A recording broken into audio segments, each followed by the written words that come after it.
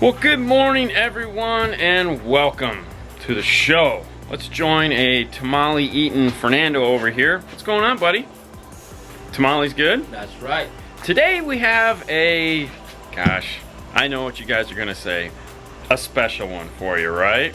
No, we don't. It's not special at all. Oh wow. Ready? Well, it is. It is to the person that owns it. But check it out. It's a Honda Accord. One of these. Woo! And look at that. Look at. Can you see that? Even though it's wide, you can see it, right? What is that? Let's roll the intro, and I'll catch you on the other side.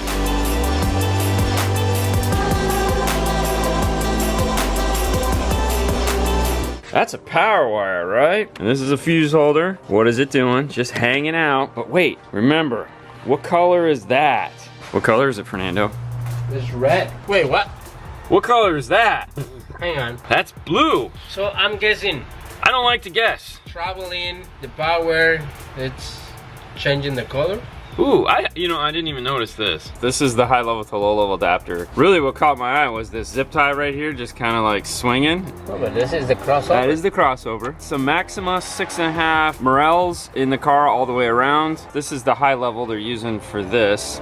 Yay. One other thing I'll show you just right off the bat. You got a cracked panel here, but there's a new one right here. And there's a remote turn on wire chilling right there. If you haven't figured it out by now, what we got going on is a mini 911. It's a mini in the sense that they really hadn't had an opportunity to go too crazy in this. Not a lot of stuff that we're gonna have to fix. It's more or less just get that stuff out. We're gonna be putting all new stuff in the car with the exception of the Morel speakers. The plan is to do a Q-Class 1005 on the front and sub. We're gonna take out that kicker amp. We were gonna do some Maximo Ultra 602s in the front doors, but then he changed his mind and we're gonna do some Virtus Nano 602 carbons. Those are those really thin ones. This should be pretty cool for a Honda Accord. Because they are thin, we won't have to do any cutting of the metal. I can't wait to get to that and show you guys how that goes in. We're also going to be doing fast rings front, fast rings rear. We have the T-harness for the car. We got a lot of fun stuff in store. We'll dissect the car, look at some products, and have a good time. The first step anytime you're getting ready to work on a car is to disconnect the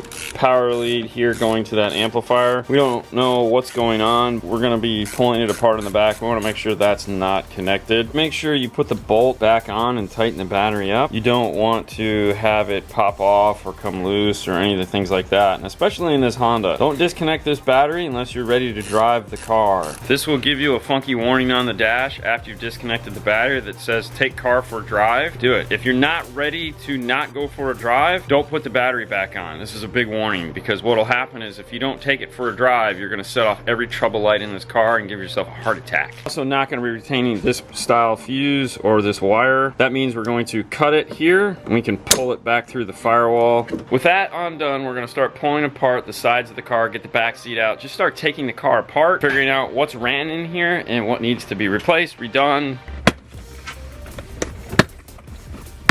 This side clearly has the remote turn on wired. My guess is they didn't pull any of the car apart to get it. It's just tucked underneath. But so to get the seat out, there's little clips underneath that you're gonna pull on both sides, and then there's a 10mm bolt here in the back. Oh, here's the remote turn on wire. Oh, see? I don't understand Ooh, why there's this is red. This is red. There's red here. Oh, and it's just kind of draped over the seat. That'll never get damaged. This is that bolt I was talking about. My guess is they didn't take this out. Since we have to do work here in the back deck area, it's just easier to pull the whole seat out. Bolts that hold in the driver's side and one bolt over here for the passenger side. Once you pull out the driver's side, there's one more bolt for the passenger side located behind the hinge.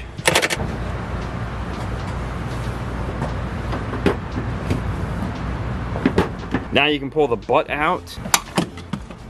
Hey, look at that. Well, somebody lost a socket wrench. Oh, man. What size socket's on that? That's a 14.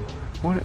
And the 14, it's for nothing. Nothing. It'd be for a seat bolt, if anything. Probably. So this is one thing we tell people not to do is don't run the wire underneath the seats. This is bad. Older vehicles, this is made out of like butyl. It will heat up and stick into it, become real nasty. On this vehicle, as you can see, it's not even loose. It's pulled kind of tight, which means that this is gonna stretch, which means you're gonna have friction here. You can already see friction starting to happen right here. This hasn't been installed all that long. It only takes an extra 10 minutes to pull the whole car apart and do it the right way. Paid someone professional to do that, so shame on them. What is this? All right, this is so weird. Well, it looks like they tried to use like banana terminals, like some Alpine. Yeah, these are like Alpine banana terminals that they just kind of attached to the wire. Okay. I don't understand the reason for that. Oh, there we go. There it is. That's what we've been looking for. Pull that. I've unscrewed the power wires from the amplifier so that I can have access to this wiring. Here's the base. Run up underneath this metal piece here. I don't understand why that's like that. This is the piece I want to see, is this guy. What the hell? They couldn't find this. Yep, 12 inches. No, but you have plenty wire over there. Oh yeah, just, I mean, there was 12 inches under the hood. It was like unwrapping a Christmas present.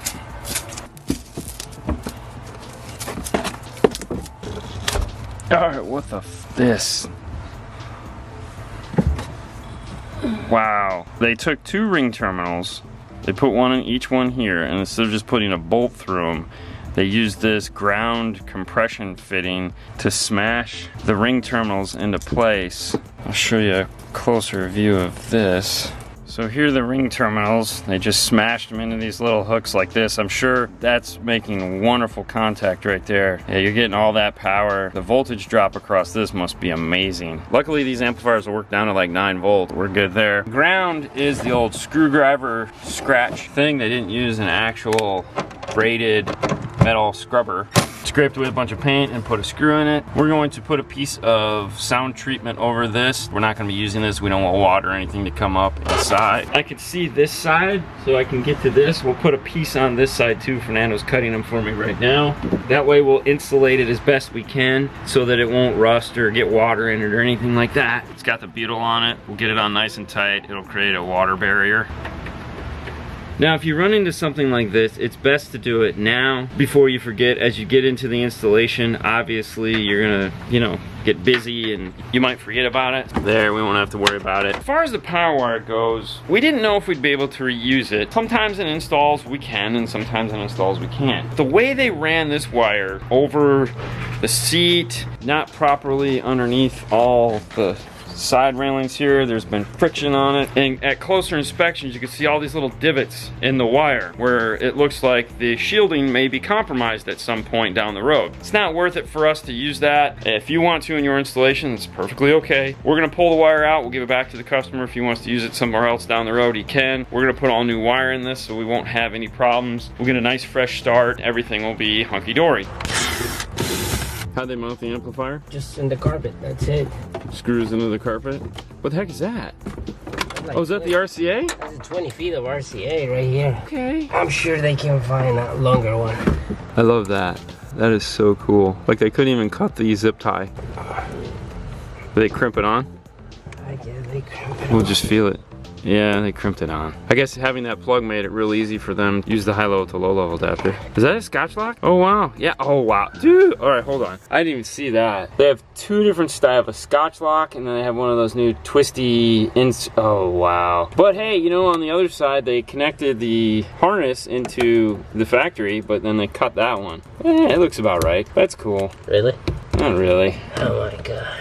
All right, well, save that. We're gonna need it. So there's nothing behind here?